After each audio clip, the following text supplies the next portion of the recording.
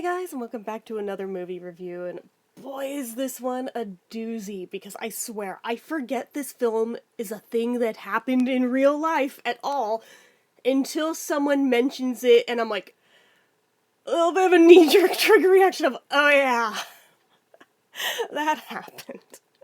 We are talking about Repo, the genetic opera from 2008. Which I swear was like every millennial theater kid's favorite movie to rag on when it came out. I mean, that movie tanked at the box office. And you know what? I'll tell you one thing. I actually did see that shit in the theater. And I didn't think about it again for at least a decade. So, but, oh man. This movie feels like a fever dream in the worst possible way. Or best, depending how you look at it. Like, a fever nightmare, maybe that's more fitting. So I have to just throw it out there. This thing flip-flops back and forth between comic book panels and live action. And if it had been done skillfully, that probably would have been really cool. This was not done well, but I will say, you know what, this has not aged quite as poorly as I had expected. Actually, I've objectively seen way worse shit since that movie came out, to the point where I'm like, was Repo really that bad? Maybe it wasn't as bad as I remember. So I found out it was on Amazon Prime Video the other night, and I was like, no fucking way. Oh my god! I was so pissed I couldn't rope my sister into watching it. She's never seen it. And I would have just fucking loved to have watched her face reacting to this thing. But, maybe another time. But anyway, so, this is that movie that most people only knew of because Paris Hilton made her film debut in it. And I'm not talking about the dirty one. No, this was that shitty musical movie she was in that everyone made fun of for fucking ever. This is that movie. This is that movie. Admittedly, that is why I saw it, was because I heard she was in it. I was like, oh, we gotta see the shit show. We gotta see the shit show. As if I could do any better, right? But anyway. So, it takes place in this dystopian future that they claim is not that far in the future. And, when this came out, I was like, yeah, no, that's like at least a couple hundred years away. Watching it now, I'm like, shit, we might not be that far off. And, there's definitely some political messaging in it that it accidentally predicted correctly. And I'm like, how does Hollywood just fucking know in advance with this one?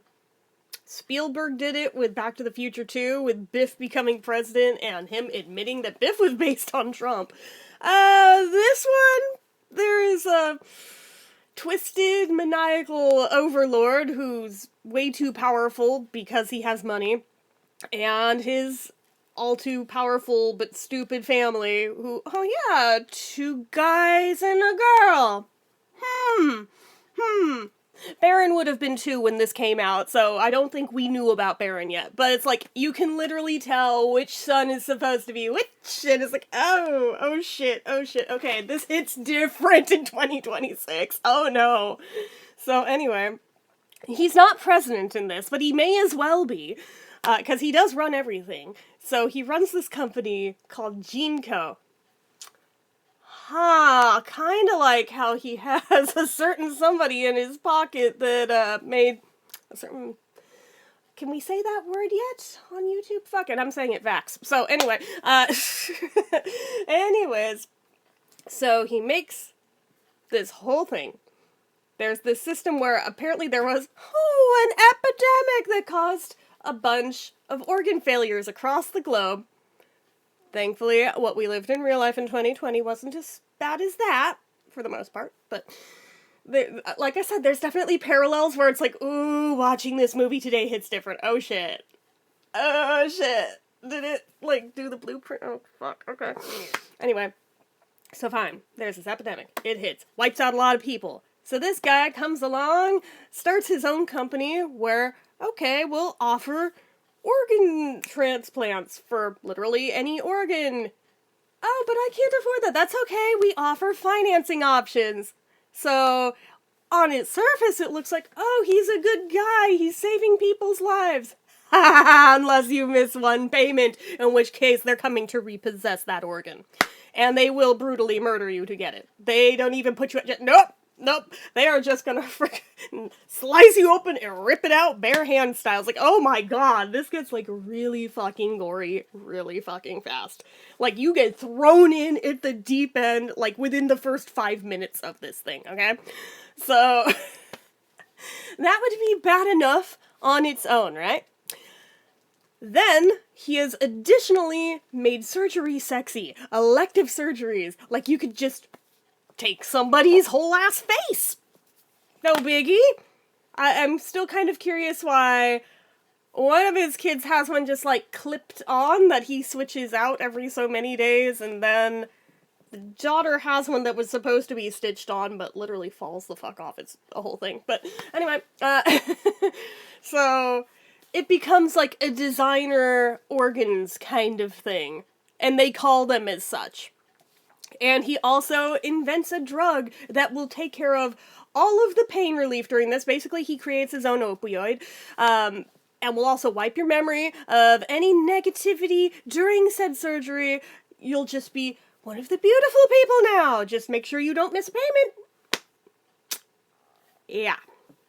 Yeah, it's like that. It's like that. And within the first 5 minutes, you watch them repo somebody's heart right out of their chest. But, anyway. So that's the main plot.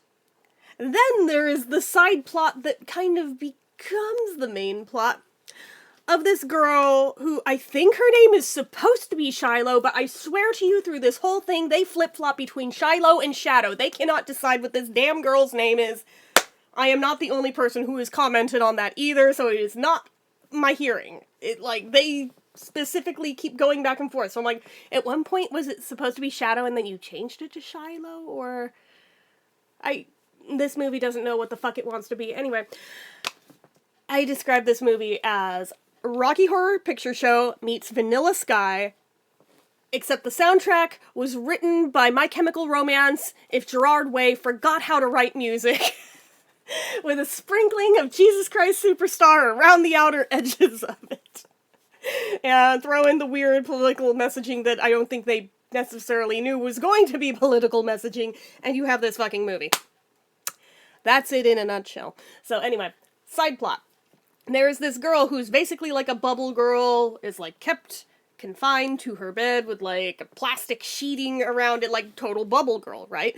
And her dad will not let her do anything. You can't leave the house or you'll die. You can't like go outside or you'll die. You can't do this or you'll die. And he's giving her medicine, trying to make him seem like the doting father because you're all I have left. I could only save you or your mother when you were born and you were the one I chose, so I have to protect you at all costs. It all seems very noble on its face, except for, oh, plot twist, it comes out later, yeah, that medicine he's been giving her has been poisoning her the whole time. Yeah. Yeah. It's like that. But she's led to believe this whole time that she has a blood disease. And that's what killed her mother, but it's not. She was given tainted drugs, just like, oh yeah, she's being given tainted drugs to make her sick, except the mom literally bled out, whereas she did not. Kind of, Munchausen by proxy, you know? So it's like, oh shit, is this a Dee Blanchard situation? Oh shit, but it almost becomes one by the end of it, but doesn't quite, but somebody else ends up doing it instead, so anyway, so it's a whole thing where she desperately wants to find a cure for herself so she can go live a normal life. And just like this powerful family has invented this drug that takes care of all pain relief, wipes the memory, this, that, and the other. Yeah, there's also a black market version of it that's being extracted from dead bodies. So somehow... Don't ask me how, given, like, she literally doesn't leave her house or she'll die. So she doesn't know anyone. Her father told everyone she died at birth. So no one even knows this chick's alive or who she is. But she somehow gets roped into a grave robbing situation and nearly executed on sight for it. Like, it's a whole thing. And then she collapses because, oh no, I went without my medicine, oh no. And then she gets dragged back home, and there's like a whole thing about you can't do that or you'll die, da da da da da. On and on it goes. So now we're back to the Trump-esque family, the Largo family. What does that sound like? This was so not accidental, I'm telling you. And even like, what's his face? Paul Sorvino, he plays the Trump-esque character in it. He kind of looks like him even, so it's like they did not even attempt to hide what they were doing here. So anyways, he's terminally ill, so he wants to go out with a bang. He doesn't know who he's going to leave his company to. He definitely doesn't want to leave it to any of his ingrate children. They all disgust him. So he's trying to figure out who he's going to leave his company to, what is going to be his final magnanimous act or whatever, and he remembers about this girl because, another plot twist! We also have a love triangle between the girl's dad and this guy and the girl's mom, and apparently the girl's mom used to date him and then left him for the girl's dad, and like there's a whole thing about how the Trump guy was the one who poisoned the mother to make her sick. It gets really murky with the details, even having watched it a few times now. I still cannot for certain tell you which one actually poisoned the mom. Was it the husband? Was it this guy? It looks like this guy until later on, and then it's like, wait, was it him the whole time? But there was a whole song about him doing it, so I don't fucking know. I don't think the movie knows either, to be honest. Even though it had like a $8.5 million budget, this thing made about like $182,000 in ticket sales. So, just saying. I think they blew most of that budget just on getting Paris Hilton. Who, I mean, for as much as everybody has roasted her to death in this, I'm like, it's not as bad as I remember it being. I've seen way worse shit. Actually, you know what? No. I shouldn't compare it to Rocky Horror Picture Show. I should compare it to its sequel, Shock Treatment. It's actually a lot more like that. Okay, that actually feels much more appropriate to compare it to. Alright, continuing. So, this whole thing goes on, and there's a whole other subplot with Blind Mag, who was a blind woman that this guy gave bionic eyeballs to, so now she can see, but she can also project her favorite memories to where other people can see them too, and she, like, as her payment, has to perform forever, like a puppet on a stage for this guy, for everybody's amusement, doing the genetic opera every night, whatever the fuck a genetic opera is. I don't know, but apparently it's a thing in this world. I didn't write this shit. Don't at me. So anyway, take it up with whoever wrote this fucking thing.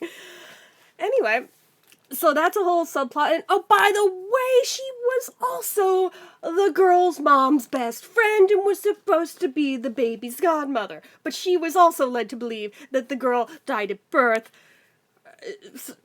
Yeah.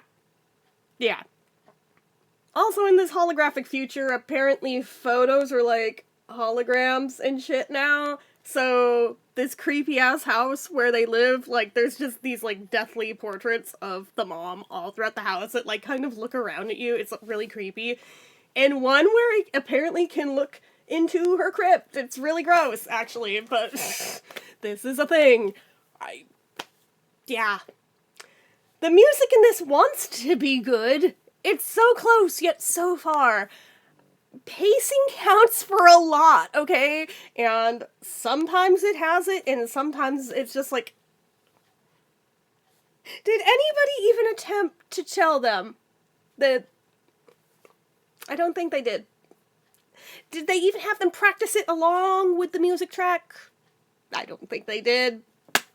So it just comes off stilted and janky, like, every time, especially with, like, the Trump singer guy, like, he really, like, his are in particular very oddly stilted in the pacing of the lyric.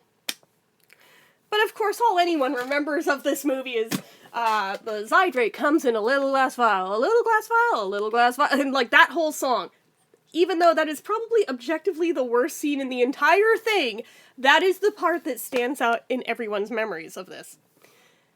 And this is where I say, I have a fun experiment. If you should ever have a situation where you have a bunch of millennial theater kids in one room together, just say, Zydrate comes in a little glass vial, and just watch what happens. I have lived it, because my cousin had a cast party for one of the shows she was in at her house afterwards. I got invited to it. And they were doing, like, karaoke and sing-alongs to all sorts of, like, really obscure musicals. So I was like, fuck it. Let's just see what happens if I go, Zydrate comes in a little glass vial. And, like, about a third of them whipped around, and a little glass vial, a little glass vial. I was like, no way! This thing's like a freaking sleeper cell movie where you don't realize it burns itself into your brain, but it freaking does. Anyway, so...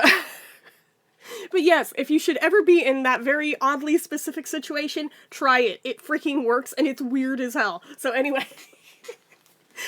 anyway, where am I going with this? So the dude, the Trump guy, basically has to kidnap the girl because he wants to make her an offer she can't refuse, basically. Because, I mean, if he's the only one who has a potential cure for her, and she's otherwise gonna die of this blood disorder, what has she got to lose, right? But, oh my god, my dad might be upset that I left my room! Who says your dad has to know? It's one of those situations. And she gets kidnapped off to his genetic opera thing. And he also wants her to meet Blind Mag, who apparently would know her even though she never met her. I know. But before that can happen, grave robber dude comes back and basically, like, kidnaps her out of there again. For reasons? I don't fucking know. I swear, the further it goes in this movie, the murkier the plot gets. And also, scenes that I think were meant to be dramatic, I think it's the pacing makes it come off as comedic instead. Like, there's a whole scene where, oh yeah, the girl's dad is the Repo Man, by the way. Did I forget to mention that? Oh, that's also a thing. So, she doesn't know. So, she has already snuck out for this, right? And he's on a call to go execute some guy and repo his organs. And he gets a whole message on his watch about, medication reminder. So he brings up, like, the holographic call thing on his watch. I guess it was, like, supposed to predict Apple Watches. I don't know. Wasn't that far off, but anyway. So fine. He calls her and reminds her about that. And he's like, wait, what's that? And there's nothing. I don't know what you're talking about. Just my window's open. Oh, do I need to come home? Are you wearing a mask? No, don't come home. Your patients need you. Wait, what's that? Because the dude's, like, screaming and wailing in the background. Oh, it's one of my patients. He's really sick. Oh, is he gonna make it? Nah, it looks grim. And, like, it's like that. It's like, it's supposed to be dramatic, but it comes off hilarious because it's so badly done. So badly done. That I'm just like, what the fuck? It's so bad that it's good. It really is, though. And I say that as somebody who has intentionally sought out bad movies just so I can laugh at them. So, because everyone talks about good movies, but how many people want to talk about the really shit ones that have been forgotten at time that are so bad that they're hilarious? Although sometimes they're so bad they're just infuriating, so it's a mixed bag. But this one is more amusing, I think, if a bit chilling in our current political climate. So anyway, fine. So he finishes off his job, and she gets kidnapped by grave robber guy, who brings her home. I don't fucking know. And then Blind Mag shows up at her house wanting to meet her, even though she didn't know she existed. I don't know. But now it's like, oh, there was a clause in Mag's contract that if she ever stopped performing, we're repossessing the eyes. And we all know what repossess means in that universe, so it's just like, oh no, but the girl found out about it, and she's saying and crying to her dad, we have to save her, we have to hide her here, and meanwhile he literally is the Repo Man, who has already fought back against wanting to even do that particular job. Yeah, it gets messy. So there's this whole teenage angst song in there that is just like, may as well be written by Green Day if Green Day suddenly sucked. And then out of nowhere, fucking Joan Jett, who is not even credited in this, because she probably knew this movie is going to be a shit show, please don't put my name on it, even though you're going to zoom in on my face shredding on a guitar. But yeah, random fucking Joan Jett is in this. So, That's a thing. For one song, and then you never see her again. Just the one song. Just the one song of Teenage Rebellion. So after her Teenage Rebellion song, oh no, she goes back to Trumpy guy. It's just like, yeah, I want your cure. And then, oh, by the way, let me show you this movie that'll tell you everything you need to know about your dad. Oh, drama. And now it's going to happen on stage. We're going to watch the drama go down. I'll give you the cure and I will leave you my company if you shoot your dad. It's like, whoa, this just got really heavy really fucking fast. Holy crap. What just happened? Like, in the span of about 10 minutes, it escalates like that. It's just like, what the fuck did I just watch? But she does not shoot her dad, even though she's like, I don't know who to shoot. You, I don't know, you're a monster, but you kind of are too. I don't want to shoot my dad. Yeah. It's a whole thing. Oh, but you're your father's daughter. What if you got that in your genetics to be a killer like him? And I'm not a killer. I don't want to kill. And then the lights go out and you hear a gunshot, but it's not her. Forget if it's either the Trumpy guy himself. I think it is. Yeah. So he goes ahead and shoots the dad. He's bleeding out on the stage. The girl still runs to the dad and is trying to have this touching moment. Oh no. And then the dude keels over and dies over there because remember, he's terminally ill and just conveniently checks out in that moment. Woo. So this poor girl has been traumatized for fuck all nothing. Does not get this company. Apparently the Ivanka girl gets it. So, you know, Paris Hilton gets the company. Her brothers are big mad about it. And her brothers are freaks, so let them be big mad about it. But it is a strange movie. Oh, and I didn't even mention the part about Blind Mag getting literally impaled on stage right before all that goes down. Because, yeah, she didn't have the eyes repossessed. She yanks them out of her own head with her acrylic nails. And then Trumpy guy is really mad about it. And he cuts her wires where she was floating above the stage and down on spikes. Cool. Could have lived without that visual. But anyway, it's a dark little movie. But at the same time, for as bad as it was, for as much as we all roasted it when it came out, I feel like it's starting to get a cult following now. And I'm like, what the fuck happened? But even I can admit that this is not as bad a movie as I remember. At one point, I would have said it was the worst thing I had ever watched. Now I'm like, oh, it's not even close anymore. At this point, I would give it like a 3 out of 5, because I can see the vision they were trying to go for, and I think I can even see what they were attempting to accomplish, but they didn't have the storytelling capability of doing it correctly. Stylistically, they were a mile off the mark from what they were actually going for. It was ambitious, though, in what it was trying to do, even if it didn't succeed at it. But you know what? It is kind of funny as fuck to watch, albeit gory and horrifying in moments, but if that doesn't bother you, you know, it's worth seeing at least once, even if just to laugh at. I don't know. It's an interesting one, though, but it's one where I think, like, my mind just blocks it out until somebody mentions it. I'm like, oh, fuck that movie. Oh, yeah, I remember Repo. Not to be confused with Repo Man, which is like a Michael Nesmith movie. No, this is a very, very different movie from that. That one was about aliens. This is not about aliens at all, so anyway. Yep.